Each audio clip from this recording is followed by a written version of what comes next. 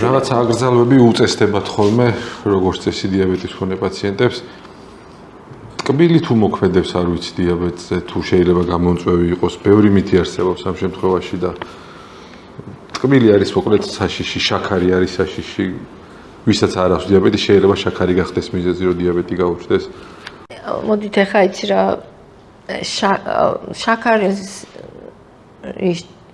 ჭამა დიაბეტს არ გამოიწვევს, მაგრამ დიდი რაოდენობით ნახშირწყლების მიღება არ არის რეკომენდირებული საერთოდ და ჯანმრთელობისთვის ცუდია.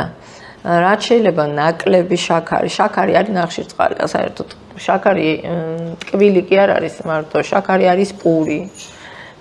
ძალიან ბევრ პროდუქტში შედის ნახშირწყლები, ანუ შაქრები. და ამისი დიდი რაოდენობით მიღება არ არის სასურველი, იმიტომ რომ ირღვევა მეტაბოლური ბალანსი, იწვევს ჭარბწონიანობას, ვიმატებთ წონაში და ვითარდება ვართ პრედიაბეტის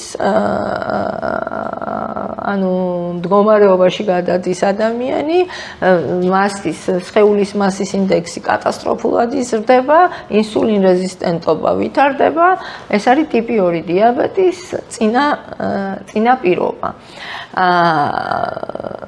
ეს არის ცუდი. ანუ წონა შეიძლება გახდეს ერთ-ერთი მაპროვოცირებელი ტიპი 2 დიაბეტის შემთხვევაში?